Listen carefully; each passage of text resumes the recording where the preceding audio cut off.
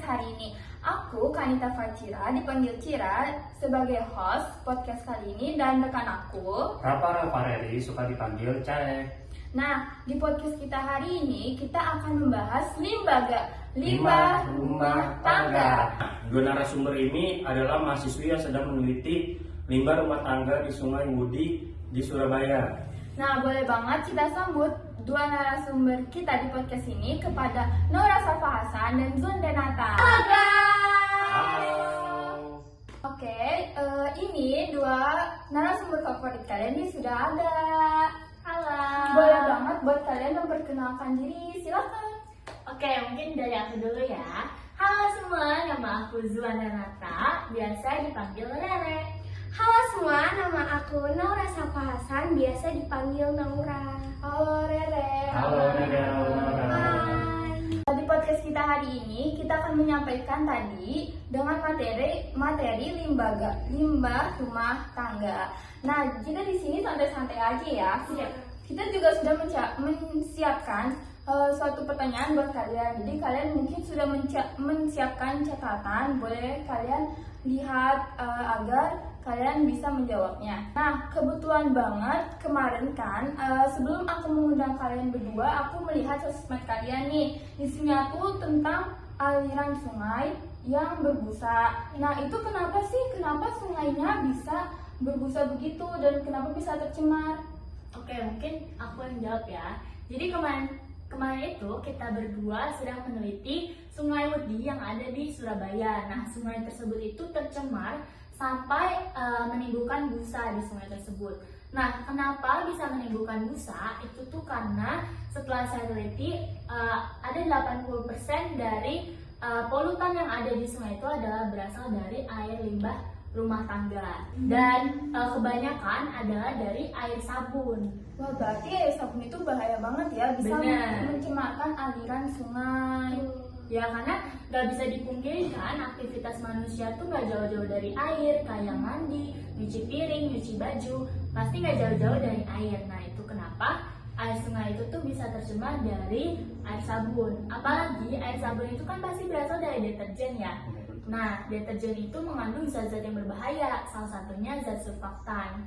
Dan zat surfaktan itu yang menyebabkan sungai itu bisa berbusa. Nah, kenapa ya sungainya bisa tercemar ya? Nah, zat surfaktan itulah yang bisa bikin sungai tercemar. Jadi, seperti yang kalian tahu, pasti air limbah yang berasal dari rumah tangga itu kan mengalir lama-lama ke sungai. Berarti itu awalnya dari selokan dulu ya? Nah, betul. Selokan itu kan pasti akhirnya bermuara di sungai ya. Nah, si air limbah yang berasal dari rumah tangga itu akan bercampur dengan air sungai, dengan aliran air sungai. Dan terjadilah pengadukan atau percampuran antara dua zat yang berbeda.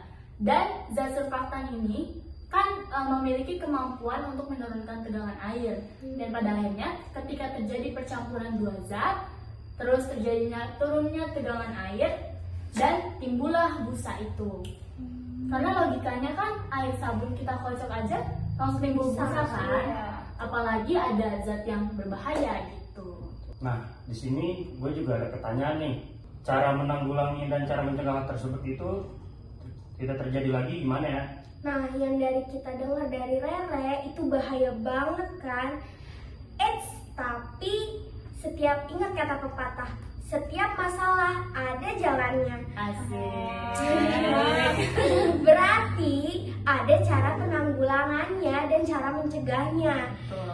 Dimulai dari kita harus memakai bahan-bahan atau produk-produk yang ramah lingkungan seperti deterjen, sabun, pencuci piring, itu harus yang ramah lingkungan loh guys. Ibu dicatat ya. Nah, terus kita harus memulai biasakan diri untuk tidak membuang sampah atau limbah di sungai. Betul. Banyak banget nih masyarakat atau ibu-ibu sering buang sampah di sungai. Benar. Atau di sumber air lainnya ya guys.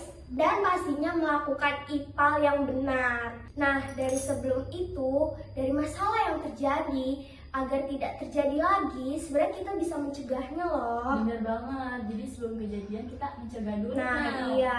Misalnya pembersihan rutin secara berkala Dan kita nih sebagai Gen Z, anak remaja, kita tuh harus mengedukasi masyarakat di sekitar kita dan melibatkan masyarakat untuk aksi pembersihan ini loh guys, di daerah sekitar Surabaya atau di daerah sekitar lainnya gitu guys. Tadi kan ada yang dibahas Naura itu kan IPAL. Ya. Nah, IPAL itu apa sih? Cara kerjanya gimana? Nah, mungkin masih banyak ya masyarakat yang belum tahu tentang apa itu IPAL. Jadi IPAL itu singkatan dari instalasi pengolahan air limbah. Nah, khususnya di Sungai Wedi ini tuh pemerintah membangun IPAL, dan tujuannya dibangun IPAL tuh untuk mengelola atau mengendalikan polutan yang masuk ke air sungai gitu. Jadi IPAL itu dirancang untuk mengumpulkan, mengolah, dan juga membersihkan air limbah supaya lebih aman untuk lingkungan sekitarnya. Berarti biar nggak ada terjadinya limbah lagi ya. Betul. Nah, jadi nanti IPAL itu akan mengambil air limbah dari sumbernya, lalu akan diolah dan dikeluarkan dengan lebih bersih supaya lebih aman untuk lingkungan sekitarnya gitu. Berarti ini kayaknya tersebut tuh nggak harus di Surabaya ya, harus Betul, di dan semua daerah. kebetulan kalau nggak salah itu sudah ada 200 lebih pembangunan IPAL di Indonesia. Oh iya, tapi menurut saya ya Rek, peran ibu-ibu tuh menjadi sangat signifikan dalam penanganan sampah atau limbah. Bener sih. Karena ibu-ibu atau perempuan itu sebagai manajer dalam rumah tangga, the power Bener. of emak-emak. Sebenarnya gue setuju sih sama pendapat lu kalau ibu rumah tangga itu berperan penting. Cuma sebenarnya kayaknya nggak hanya ibu-ibu aja deh, karena kan di dalam rumah tangga itu pasti anggotanya banyak ya, dan semuanya itu harus ikut andil dalam pengolahan limbah rumah tangga ini. Nah, Oh begitu, oke, setuju. Wah, berarti keren juga ya. Berarti tuh nggak harus banget ibu-ibu warga Indonesia, tapi keluarga Indonesia dan warga Indonesia juga harus memilah sebelum limbah itu dibuang ke aliran air. Nah, kebetulan kenapa sih orang-orang masih buang sampah terutama limbah itu kayak sembarangan? bener banget Ya kan? lagi. Kenapa nggak sesuai tempat tuh didaur Bener-bener. ulang dulu, kayak nggak, biar tidak ada tercemaran lagi Iya. kan? Soalnya itu kan sangat bahaya juga terutama manusia dan makhluk hidup lainnya. Ya, Nah. sebenarnya kita ini banyak menjumpai Iya, ya. banyak banget Karena yang itu juga temuin. kita meneliti nih, kenapa sih orang-orang tuh bisa sampai buang di sungai. Nah, boleh dong jelasinnya. Aku jawab nih ya.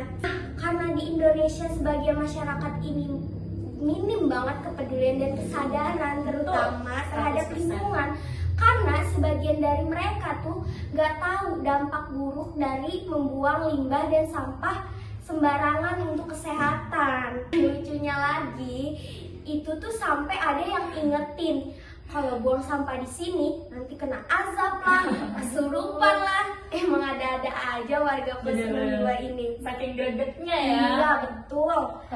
Kadang emang sampah itu tuh mengganggu banget, bukan mengganggu ininya ya, tapi mata itu tuh rasanya gak enak banget ya, Iya, sampah iya. sembarangan nggak Apalagi sih? bau. Bau, Iya, bau betul, banget. baunya. Terus bisa jadi juga nih, karena bad habits yang sulit untuk dirubah. Karena mereka mikir kalau itu tuh udah jadi kebiasaan turun-temurun Iya, bener. dari sebelum-sebelumnya. Sebab itu guys, harus ada hukum yang berlaku. Setuju sih. Masalahnya di Indonesia ini tuh masalah seperti ini tuh disepelekan. Jadi masyarakat juga ikut menyepelekan. Bener. Kurang tegas berarti. Iya, ya. kurang tegas. Padahal tuh itu benar-benar bahaya untuk kesehatan pada kita loh guys. Makanya itu sering terjadi hal-hal kayak di Sungai Wedi yang kita teliti kemarin. Dan itu sih karena kurangnya penegakan hukum. Gitu. Nah, dari aku simpulin dari Naura dan Rere, aku juga nemu caranya nih biar agar masyarakat tuh sadar, dan itu semua masyarakat, mau pejabat, pemerintah, maupun Bener. masyarakat biasa. Sampai ke presiden. Iya. Betul. Betul. Karena presiden pun manusia ya. Iya, guys. manusia itu. Jadi itu caranya membuat kampanye dan edukasi kepada masyarakat. Nah, zaman sekarang itu kan canggih, apa-apa serba media sosial. Iya. Jadi kita bisa membuat poster atau informasi tentang limbah. Betul. Dan cara menanggulanginya, apalagi kan sekarang sudah serba kreatif, pasti bisa. Lalu kita mengunggah di suatu akun sosmed, bisa juga di jalan raya kayak membuat poster, dan biasanya itu kan jalan raya suka ada yang Aku juga sering lihat. nah tuh bisa tuh kita kasih saran gimana cara yang benar. Nah, betul. Karena aku juga pribadi sering banget ya ngeliat di Iya. sosmed. Karena kan kalau di sosmed tuh kita kayaknya lebih tertarik gitu buat Iya, baca. betul. Terus siapa sih yang gak main sosmed zaman Betul. sekarang? Bahkan anak SD aja kayaknya rata-rata main sosmed ya Iya, sekarang. betul. Nah, terus yang kedua tuh ada program pemilahan dan daur ulang. Nah, ini tuh mendaur ulang dan pemilahan antara sampah anorganik dan organik. Itu juga perlu loh, soalnya kan Sangat-sangat perlu. betul kan. Nah, terus yang terakhir ada peningkatan kapasitas masyarakat, itu memberikan pelatihan dan pendampingan kepada masyarakat tentang pengolahan limbah. Mana tahu sebelum masyarakat tuh nggak tahu limbah itu apa, jadi Iya, kayak asal betul. buang-buang aja. Pemahaman. Iya. Pasti mereka tuh awalnya limbah itu biasa-biasa aja, padahal tuh aslinya bahaya Iya, banget. bahaya banget betul. guys. Ingat. Nah gitu caranya. Nah, jadi penting banget ya buat kita tuh paham dan bisa mengantisipasi supaya limbah tuh nggak mencemari lingkungan kita. Nah, kita juga kan sebagai anak remaja zaman sekarang harus banget mengedukasi masyarakat di sekitar kita agar tidak membuang limbah dan sampah sembarangan. Nanti kena azab loh. Betul, awas ya guys. Nah, mungkin podcast Limbaga mungkin sampai sini dulu ya guys. Sebelumnya kita terima kasih dulu kepada narasumber kita dari sama Naura. Sama-sama udah ngundang kita. Iya. Terima kasih juga. Nah, apa yang kita pelajari dalam video ini adalah jangan membuang sampah ke sungai. Buanglah sampah ke tempatnya yang berada di sekitarmu. Nah, Terutama limbah ya guys. Dan ingat ya guys, limbah rumah tangga tuh justru menjadi limbah yang sangat penting dan sangat berbahaya yang dapat mencemari lingkungan sekitar kamu. Jadi jangan menyepelekan itu. nah sekian podcast dari kami Limbaga. Limbah rumah tangga. Terima kasih guys. Terima kasih semuanya. Terima kasih. Kita pamit undur diri. Dadah.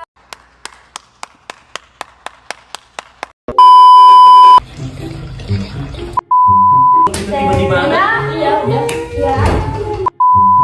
Nah udah lu langsung hilang dah berdua tuh. Gue langsung ada berarti sini ya. Lu nggak mau ketawa kan? Lika-liku podcast Bufela. Nggak tahu udah berapa menit.